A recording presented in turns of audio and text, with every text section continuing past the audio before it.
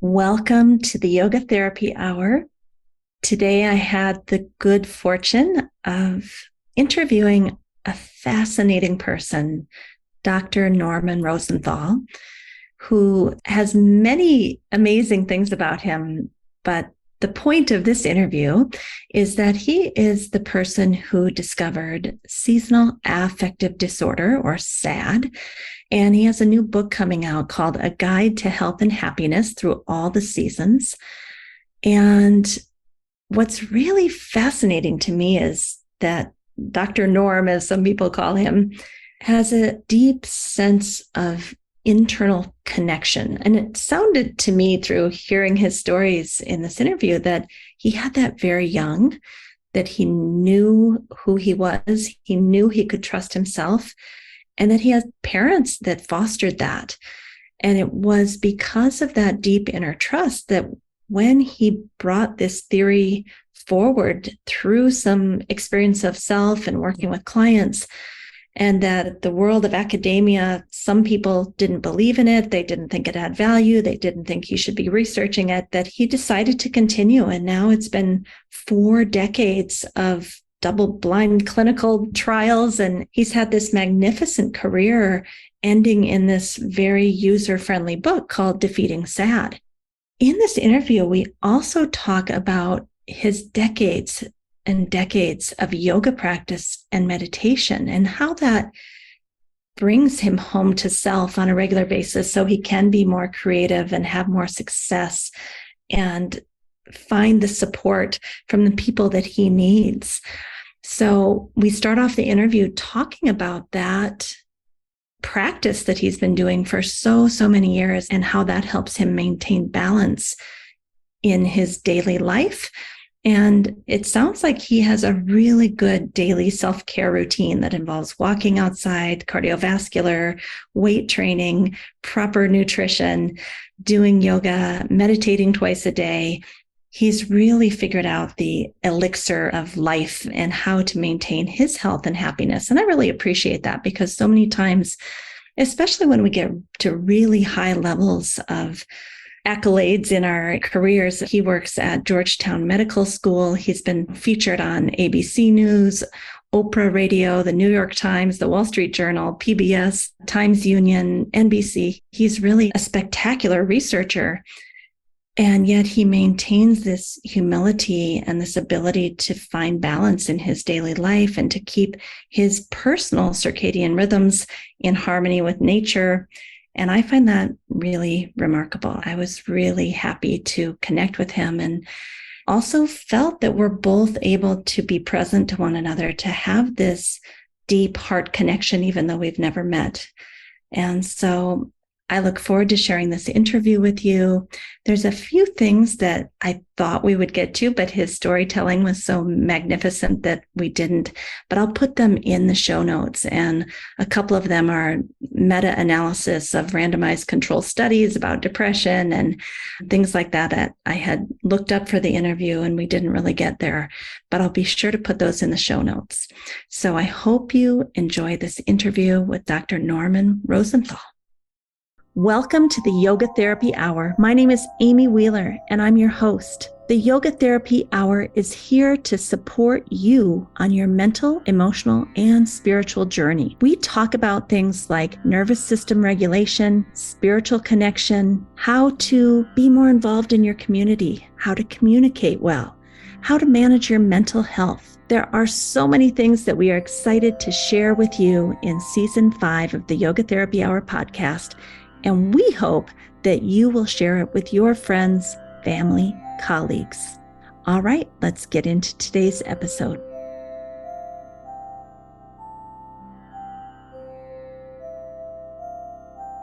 I'm so happy to welcome Dr. Norman Rosenthal to the podcast. Welcome. Thank you. Dr. Rosenthal, where are you located? I always like to give people kind of a grounding when we begin.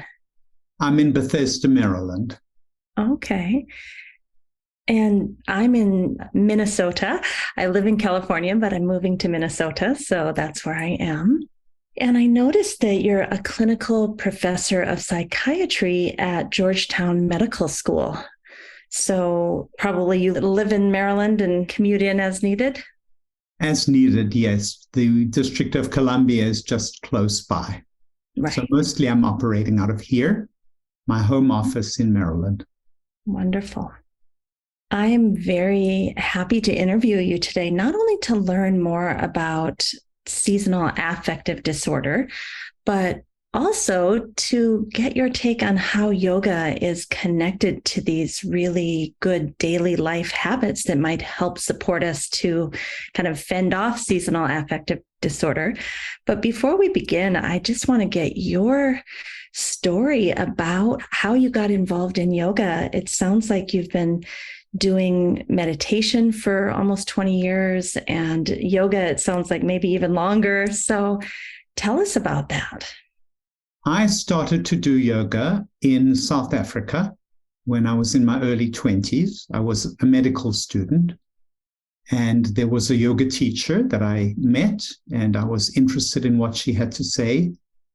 And she began teaching me and a friend of mine Hatha yoga using the Shivananda routine, which is an absolutely wonderful routine. So I started doing it and I enjoyed it. I would go every week, usually on a Sunday morning, and do yoga. And then when I came to the United States, I let it drop. But somewhere along the line, I picked it up again. I found a local teacher, and she and I have now been working for over 20 years together. And believe it or not, she happens to teach the Shivananda routine. So I was just reflecting that here I am 50 years later doing this same routine, but it is spectacular. It has got elements of stretching, the asanas, a meditative component, and of course the aerobic component of the sun salutation. And so it's a very complete exercise. Unfortunately, my schedule only permits me to do it once a week, but I've done it faithfully once a week for the last 22 years. And it is a foundational habit of my well-being. It's quite a vigorous routine also. I mean, it's impressive that your body is still able to do those sun salutations and back bends. And if I remember right, there's even some maybe inversions involved. There are inversions, there are balancing exercises, there are, as you say, the sun salutations, and it is a vigorous routine. And I know that if I hadn't been doing it consistently, there is no way I would be able to do it. Right. And I push myself, to do those sun salutations, because there's a lot of evidence now that when you push yourself in a sort of disciplined way, it's good for you in various ways. I was going to say maybe that once a week, like you really kind of go to your edge. I think there's some research that supports that it's, as long as we don't go too hard, that it's good to kind of maybe not go there every single day, but to go for a day and then rest for a few days. Yes, they do talk about intermittent high intensity exercises, and that is what it is really. Okay, but what interested me the most is in your bio, I saw that you had mentioned this state of Turya, the ability to enter the fourth state of consciousness. And I don't hear that many yogis talking that way.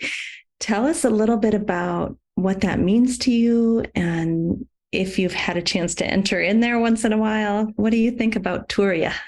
Well, yes, I do actually. And in fact, I wrote a book, and that's not, I know, the book we're talking about now, because we're talking today about defeating SAD, and we will. But the book I wrote was called Transcendence. And transcendence is Turya. And it is a very amazing state of consciousness that I would not have actually believed existed had I not experienced it myself. The way in which I try to access that state twice a day is through transcendental meditation. And that, of course, is a discipline that's very allied to yoga, because they both come out of the Vedic tradition. And it's interesting because in the Upanishads, it talks about a mind within the mind, a mind beyond the mind. Rest there, it suggests, rest there. And it's a beautiful description, because where did this state of consciousness come from? How did it even arise? But it's this kind of mixture of relaxed thoughtfulness and excited sense of possibility. Creativity can come out of it. When I meditate and I go into the state, creativity comes out of it. But the other thing is that it happens between people as well. Mm. So when I'm working with my yoga teacher of many years, we go into a state of kind of blissful connection. And now many of my patients have done transcendental meditation. And as we start talking about it and the possibility of entering states of mind that are blissful and peaceful and at the same time enlivening, you wouldn't think that those were compatible states of mind, because you think when you're peaceful, you want to go to sleep. And when you're blissful, you want to start dancing around. But in the state of Turya, those two elements merge, they alternate, they merge, and that is a wonderful state to be in. And it begins to filter into your everyday life, so that sometimes when I'm talking with patients or clients who are also meditators, we enter into them in our actual daily active life. So it doesn't only happen when you're meditating, it begins to filter into your everyday life. And that in turn shapes your creative potential, your joy in ordinary things. And 5 years after I had written Transcendence, it occurred to me that actually this state of Turya is infiltrating in a positive way my everyday life and actually altering my capacities in various ways. And then I wrote a second book called Supermind, where I surveyed, because it was internet interview, I surveyed over 500 regular TM meditators, and I assessed what were the elements of personality that had thrived and grown and developed as a result of their meditation. And it was very clear there was more creativity, there was more success in their work and in what they were looking to accomplish. There was a sense that even despite life's ups and downs, there was a steadiness of being that persisted. And there was what we call a supportive nature. And that is that people seem to suddenly start doing things for you or being kinder to you because you're putting out a more positive vibe. They're reciprocating that. That's my interpretation. I think that's what's happening. You're changing as a result of this Turya entering into your daily life. And it is influencing how people perceive you and how they respond to you. I was just having that thought because as I'm moving from California to the Midwest, there's definitely a different culture. And I feel like here in the Midwest, they're slowed down a little bit. Someone will be literally on the sidewalk across the street and make an effort to make eye contact and wave and say hello. And that's just unusual in California for me. It made me happy. It made me want to start looking up while I'm walking and waving at others. And this exchange, even between strangers, it's as you say, what we put out starts to shift the external experience that we're having. So I have one more question about that because it's a really fascinating thought. You said that when you're in session with fellow meditators, sometimes the two of you can kind of experience this Turya together. Are you able sometimes to have that happen even with someone who knows nothing about meditation? And we would call it co-regulation. It's almost like your nervous system and your mind kind of invite them into your state of relaxed alertness. Do you ever have that happen? I would definitely say so, because if you are going to be a successful therapist, you have to tune into where your client is. If you're in therapy with somebody, you need to really tune into where that person is. And then if you can accurately tune in, then you can perhaps make a comment that's just right on point and helps that person, because it seems as though you really are responding to that person's essence. And I think that being very centered and very meditative enables me to do that better than I otherwise would. In yoga therapy, we say that you're not allowed to be a practitioner unless you yourself are doing a daily practice to get into these relaxed states of alertness where we can be more present. So I'm not sure they have that in psychiatry. Is that part of They do encourage people to get some therapy of their own, to get analyzed, to understand what's coming from me and what's coming from my clients, so that we don't bring our past traumas into our interactions and we try and understand, this is my thing that's going on over here, and I don't need to bring it into the interaction. Beautifully said.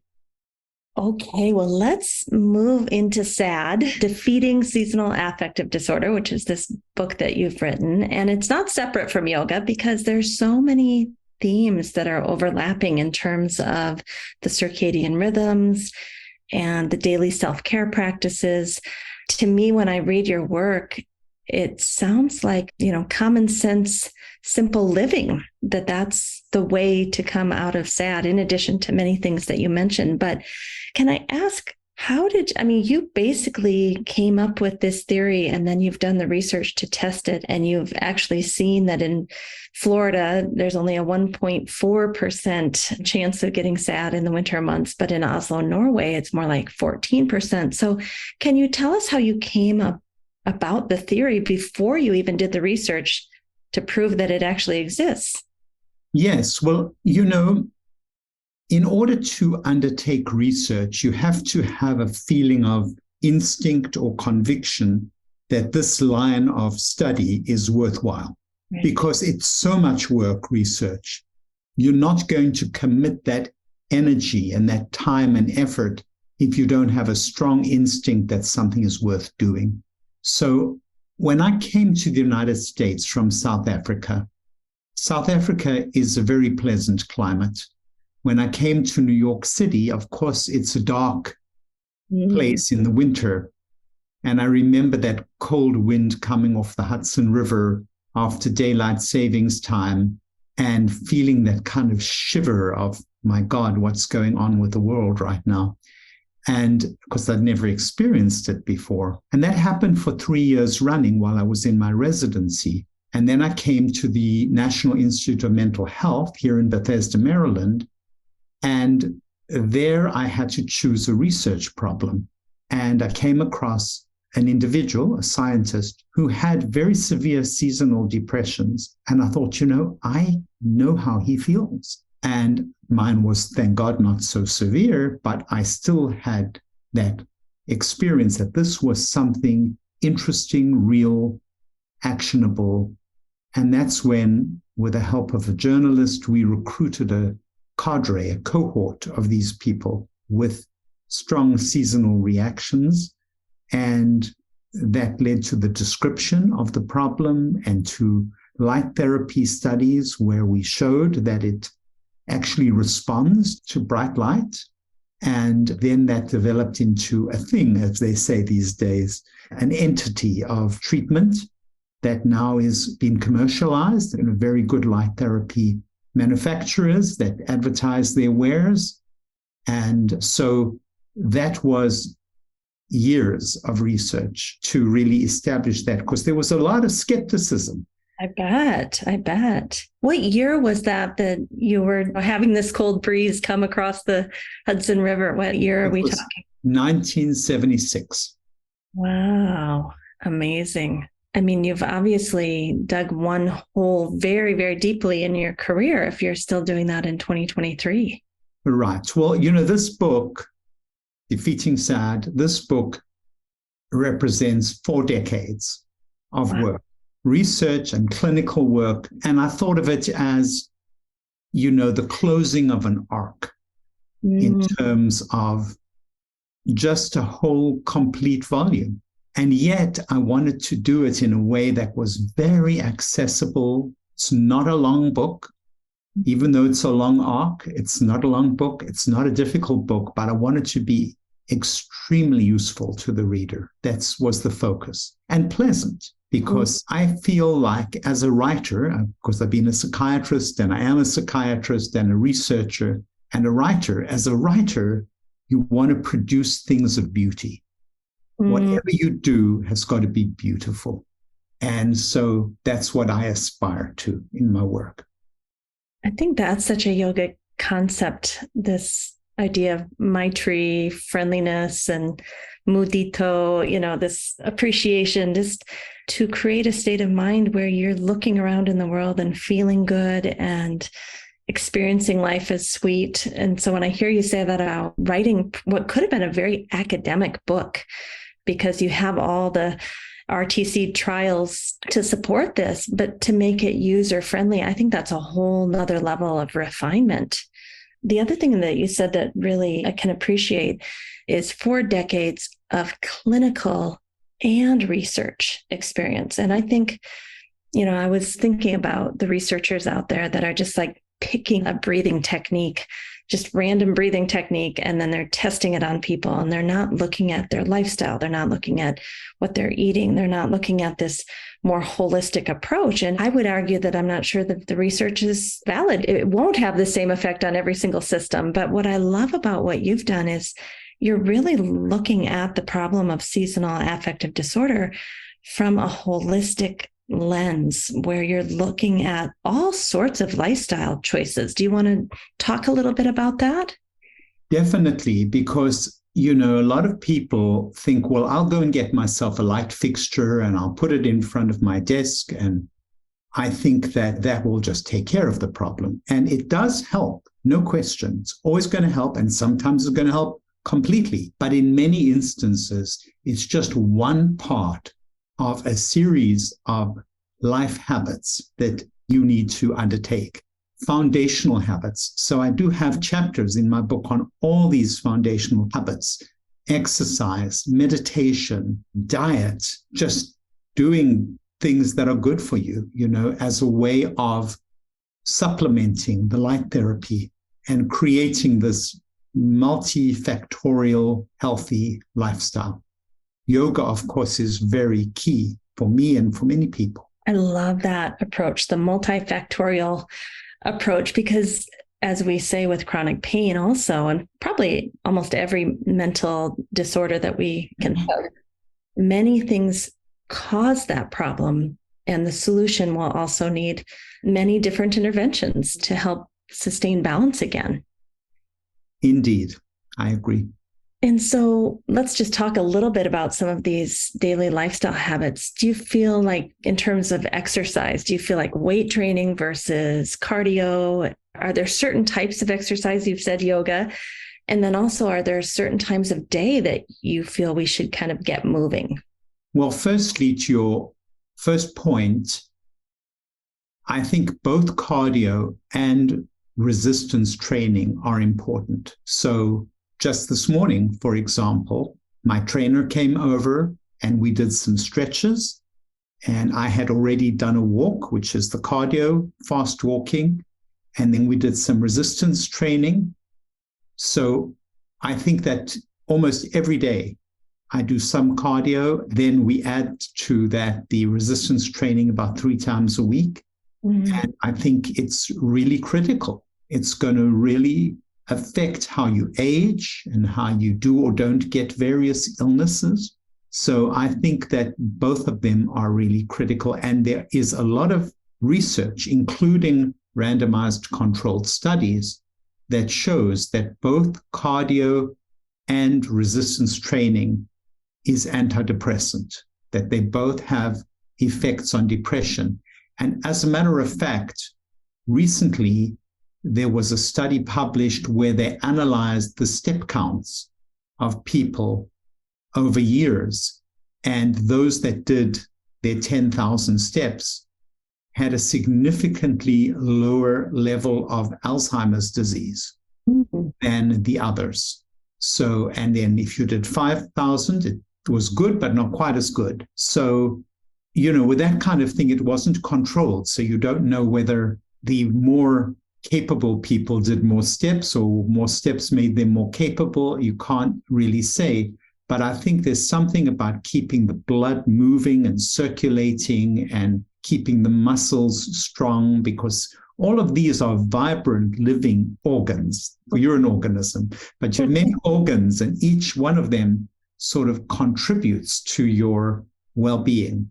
So the muscles contribute, the heart contributes, the blood contributes. It's all one interconnected entity, your body and your mind. Beautifully said. And would you say that it's more important you went for a walk in the morning, or do you just feel like, hey, get your movement in when you can? And because like for me in the mornings, I also get the light therapy in my eyes and I just feel better all day long. That exercise outdoors and looking up at the sky is just the best. It's so good. It's a combination of all those things. And light therapy is more potent in the morning. So if you go for your morning walk, even if it's a bad day, and look up at the sky, it's a wonderful thing to do. And my husband always asks, because we walk our dogs in the morning, and he has very sensitive light eyes, light colored eyes, which are more sensitive. And so he wants to wear sunglasses. And he's always asking me, does it work if I have my sunglasses on? Do you have any thoughts on that? Well, I think it's important that he be comfortable. So if the light is too bright for him and he's not comfortable, I would respect that. How does he feel? If he's feeling good and the dark glasses make him comfortable, then what's to complain about or change? If he has seasonal affective disorder, he might try and have glasses that maybe don't have such darkened lenses. See if you can mesh the interface between comfort to the eye and beneficial mood effects of light. And we also have a seasonal affective disorder lamp that I got many, many years ago. Do you think being outside is better than the lamp? But if you can't get outside and it's maybe gloomy and cloudy and dark where you live most of the time, or maybe even you live at a latitude that has so many hours of darkness, I'm assuming the lamp is a good idea, but is it better to be outside if you can? I think these things complement each other, because the way things turn out practically is that you can't be outside all the time unless you're a farmer or something like that. So you are inside and at your desk a lot of the time, or at the kitchen table, or in your bedroom.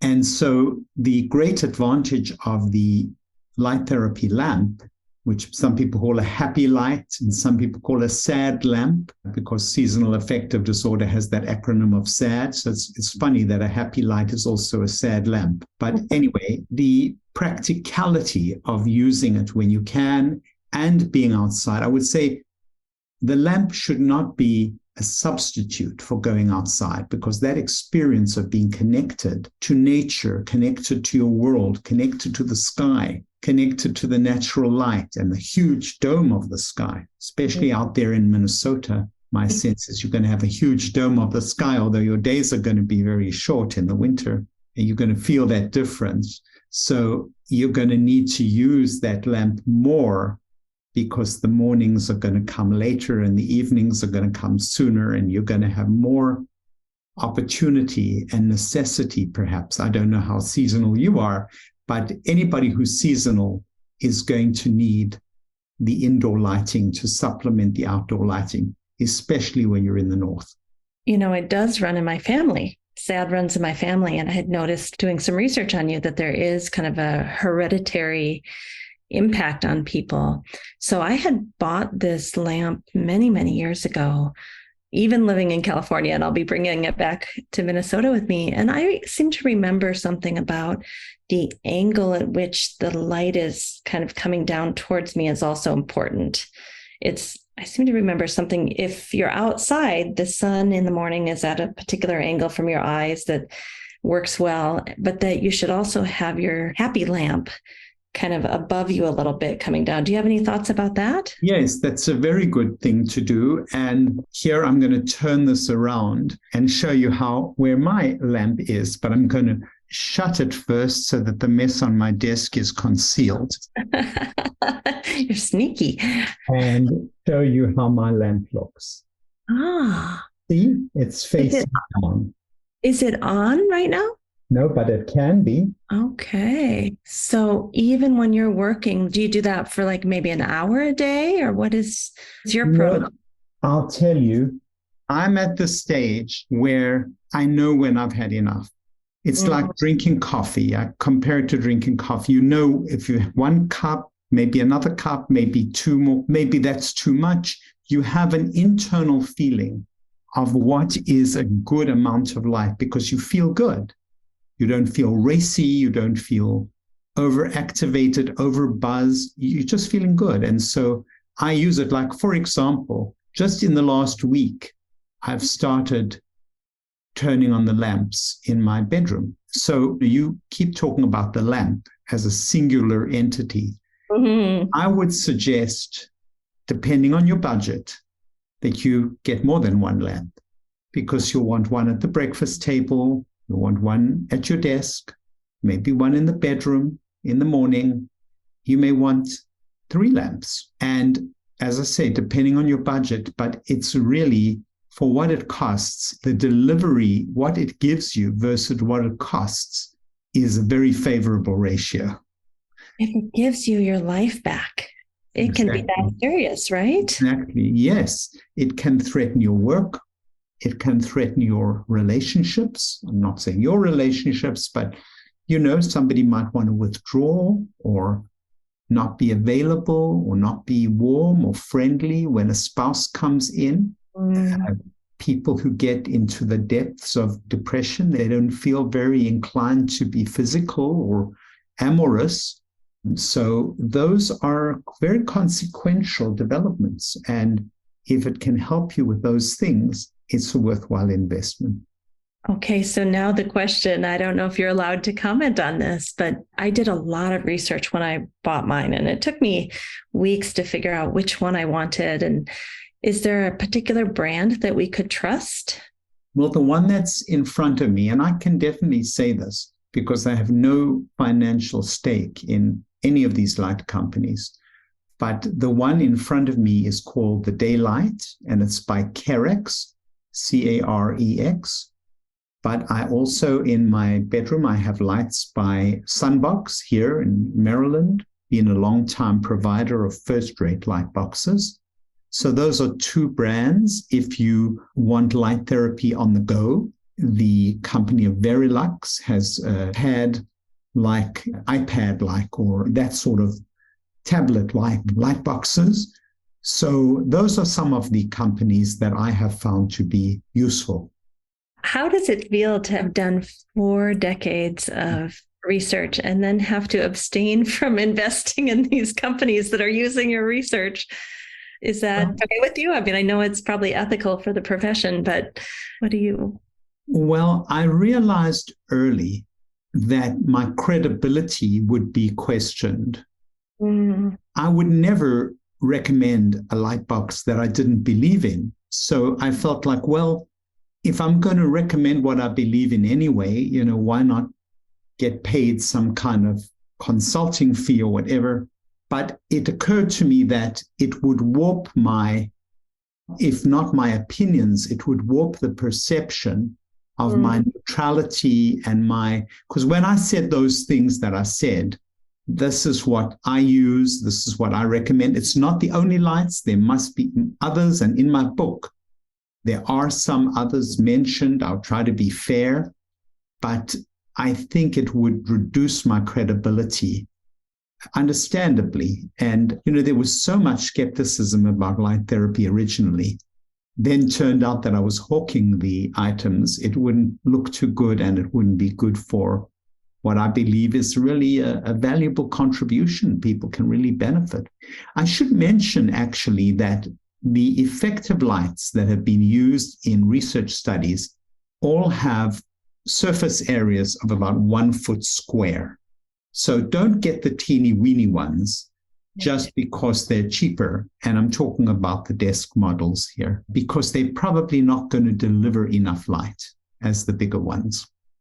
And is there a certain number of lumens? I remember when I was doing my research, it was like, make sure you get over 10,000 lumens or something like that. Well, they're going to advertise that it's 10,000 lux at a certain distance. But when you're dealing with the very small ones, I think that number can be deceptive because when you move your head, it rapidly falls off the number of lux, which is the light measurements. And so the bigger surface area is more comfortable and I think quite valuable for the treatment effect. I find this thing that you mentioned about the dose response relationship and how that's individual for each of us. And I love what you said about you may feel like for you personally, you had too many cups of coffee. So it sounds like kind of a buzz if you do too much. So is there any problem with doing it after a certain time of the day? Like I don't have caffeine after 1:00 or I can't sleep. Would the same be true with light therapy? It can be, if you use it at night, you can keep yourself awake in an unwelcome fashion. So I would definitely ask you to be careful. I mean, some people can do it in the evening and get away with it, but it certainly can keep you up at night, and especially people who tend to be hyper at times, whether they're bipolar or whether that's just their temperament. Be careful not to overuse it. It is potent. Yeah, it's a medicine. And if there's a problem with your eyes or you have a history of hypomania or mania, check it out with your doctor before you really give it a go. Perfect. How does it feel? I mean, in yoga, we talk about dharma or life purpose. How does it feel to have found this seasonal affective disorder, discovered it as a young man, to have so much skepticism at the beginning? And I'd love to know how you overcame that and continued on. But the first question is, how does it feel to have 4 decades? And then, as you said, the arc is coming to a completion. Does that feel good inside of you? Well, the word dharma has often occurred to me because I think it has been my dharma, which is simply to say it's been my way, it's been my path. And I was 16 and in high school when I was asked what did I plan to be when I was an adult. And I said, I want to become a psychiatry researcher. I want to research the workings of the mind. And so that is how I landed up at Columbia, which was a very good psychiatric program. And that then led me to the NIMH, National Institute of Mental Health, which was a foremost mental health research entity.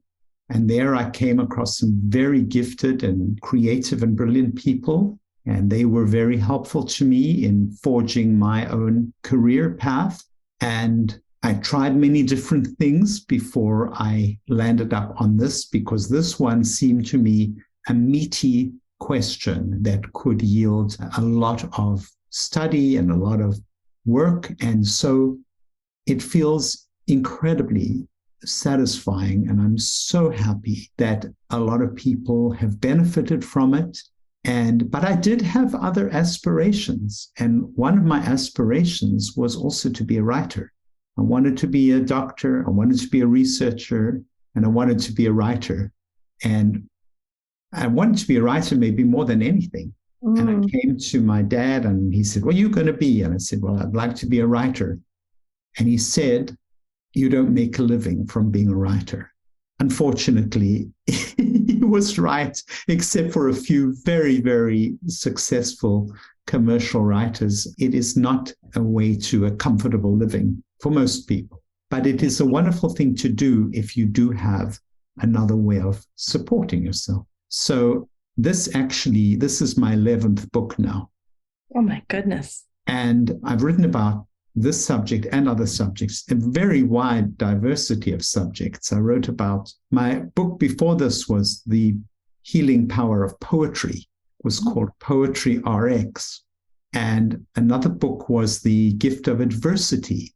And then there are 2 books on transcendental meditation, The Transcendence and Supermind. So these are all things that express the diverse interests. I'm endlessly curious about what I see. And I think, oh my God, I've got to write about that. But what I've done with this book is it's a very condensed book. Look how thin it is. Yeah. Because people don't have a lot of time to read these days. So I've put everything I know in the simplest, most elegant form in this book. I also did something else. most of my other books were voice recorded.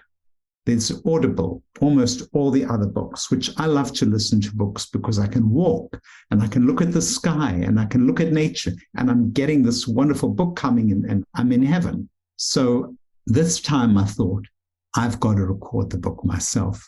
Wow. And because I wanted them to hear it like straight from the horse's mouth.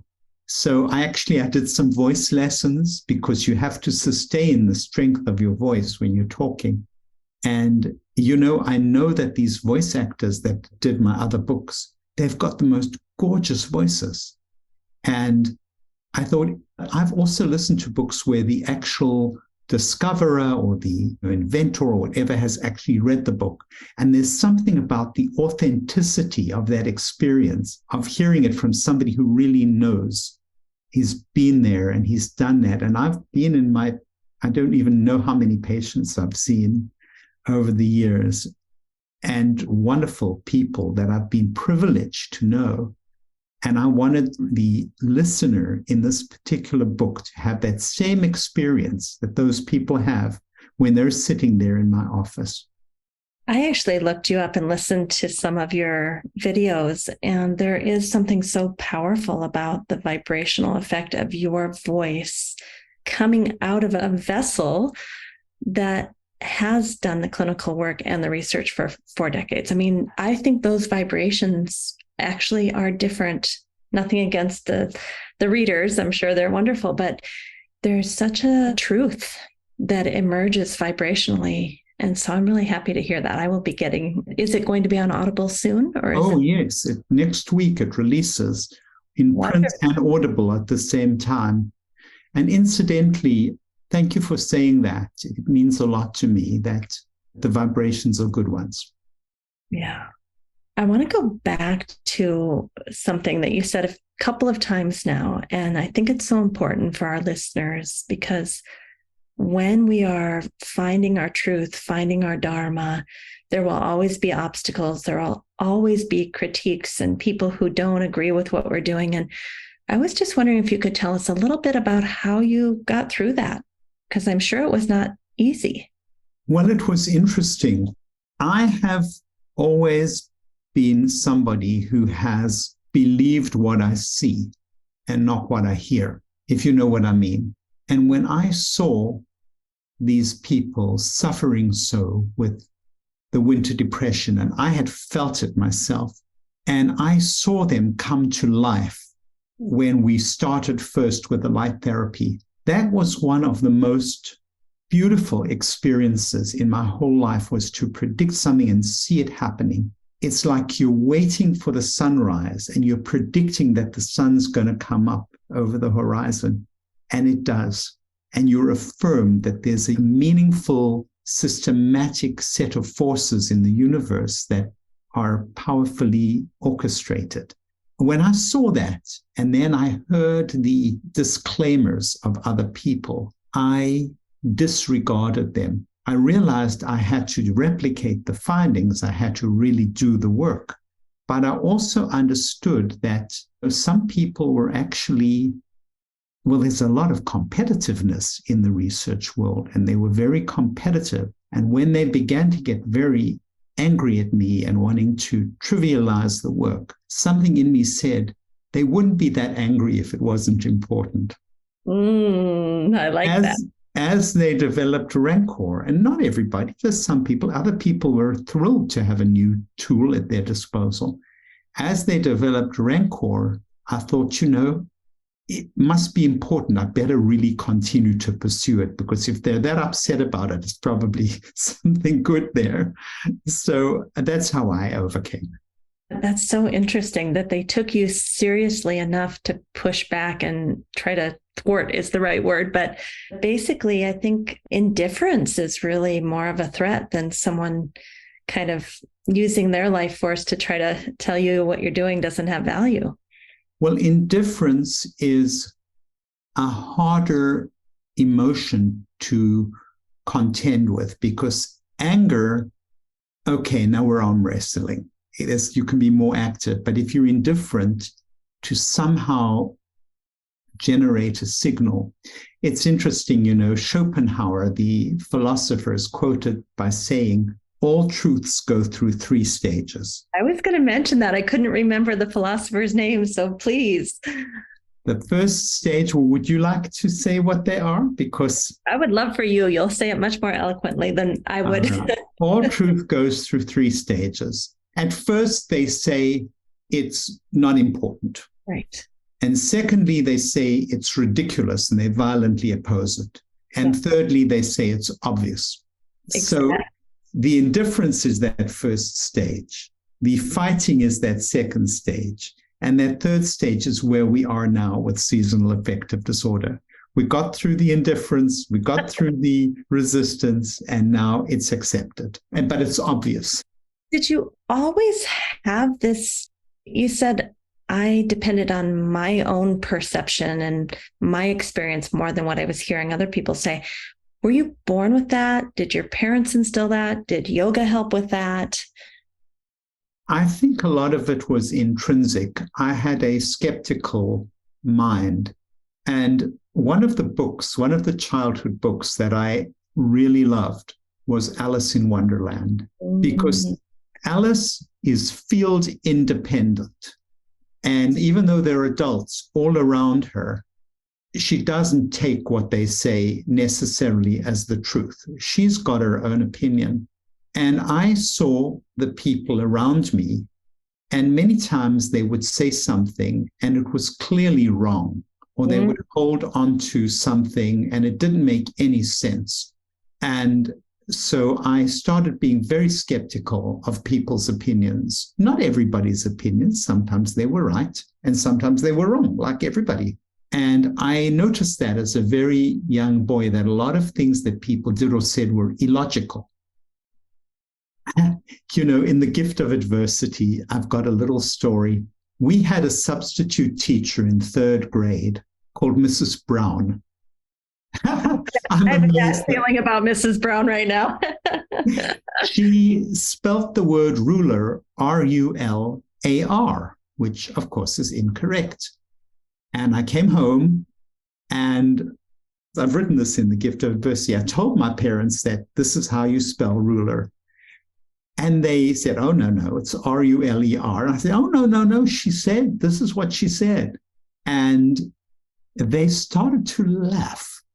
And I realized that they were not only laughing at her for misspelling a simple word, but they were laughing at me for my innocence and my naivete to imagine that a teacher would always be right.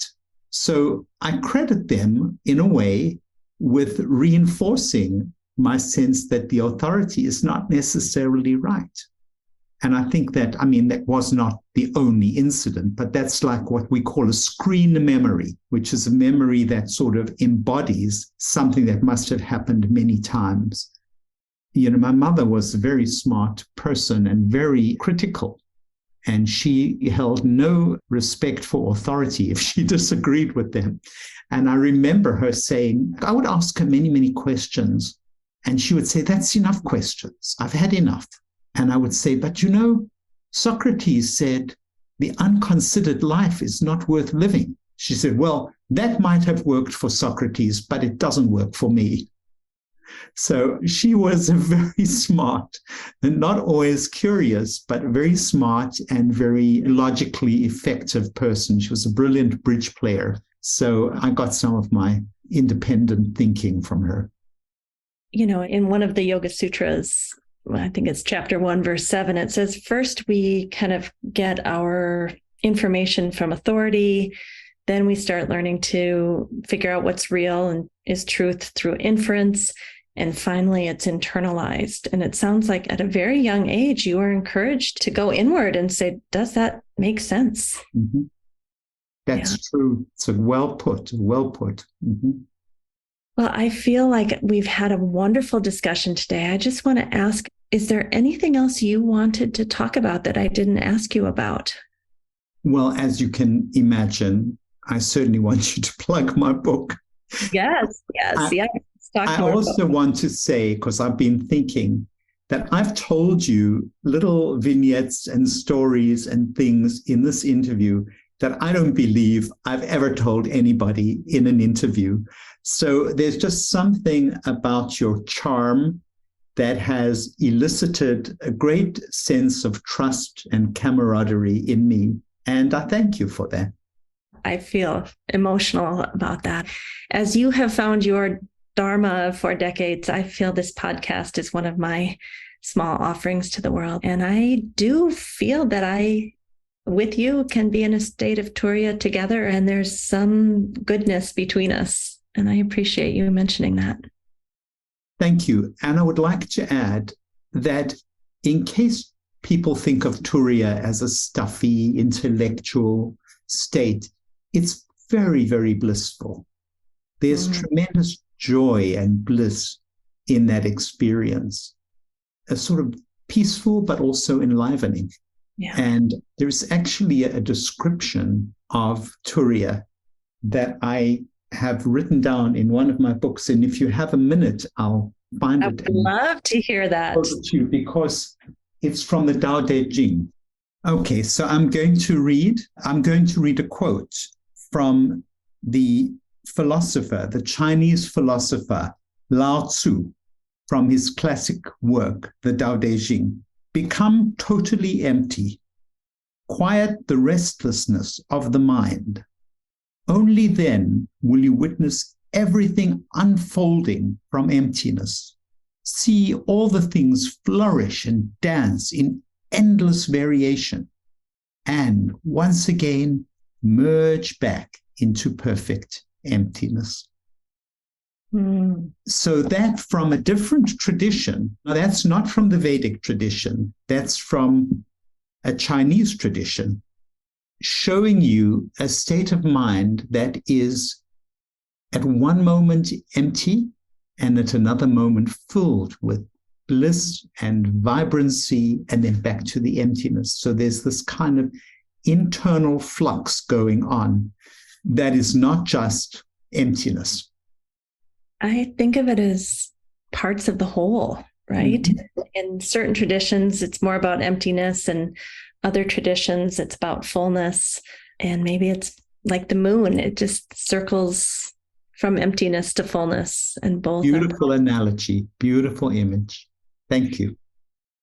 Well, thank you, Dr. Rosenthal. It's been our pleasure to host you, and we're so honored that you would take the time. And the book that you have coming out right around the time that this interview will be released, which probably end of August, and I'll let everyone know when it's coming out. But your new book is called Defeating Sad, A Guide to Health and Happiness Through All the Seasons.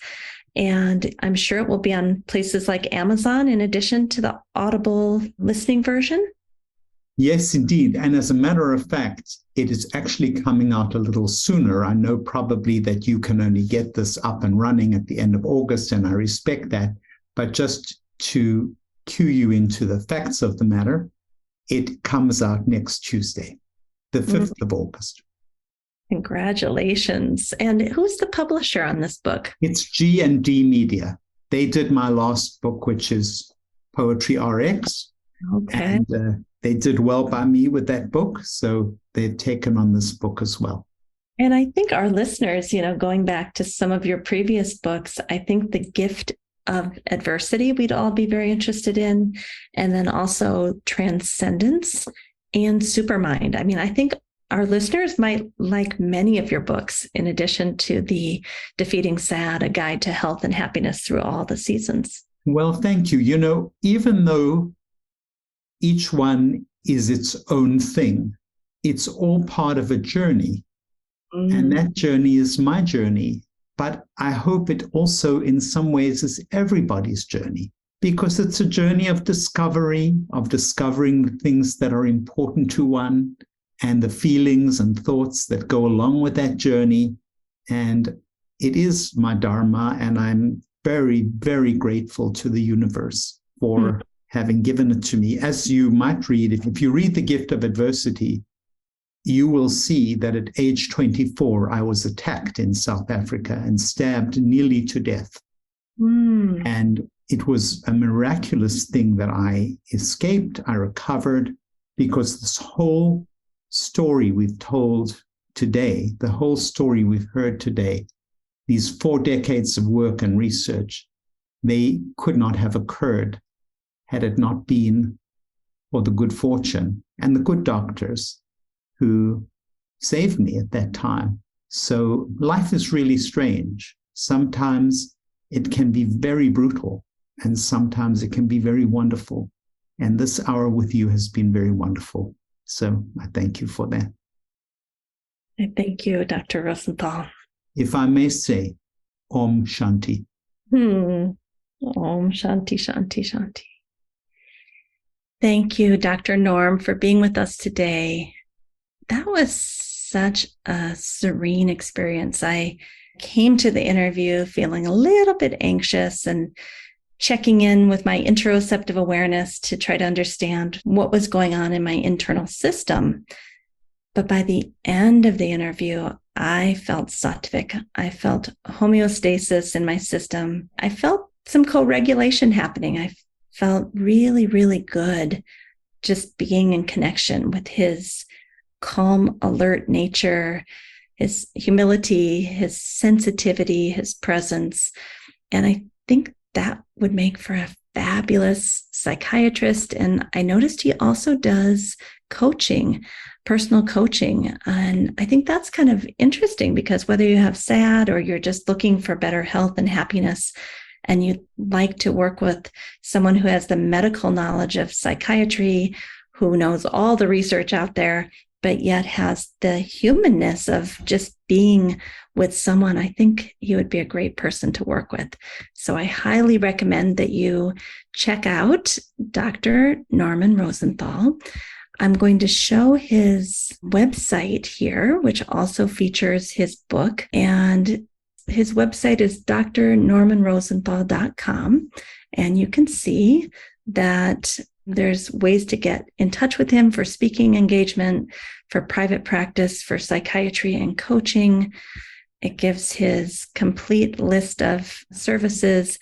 And I also noticed that he's really gotten into long COVID and seasonal affective disorder.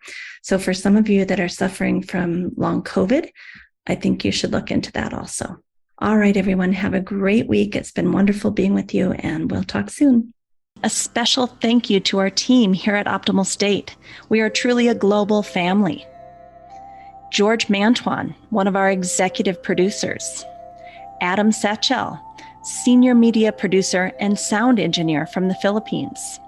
Krishna Panchal, a producer from Canada. Modupe Abdullahi, who does the show notes and is an editor for us from Nigeria. And Peter Morley, who wrote and produced the music for this show, who lives in Australia. Find more about Peter's work at www.zenmusic.biz. Thank you for listening. We'll see you next time.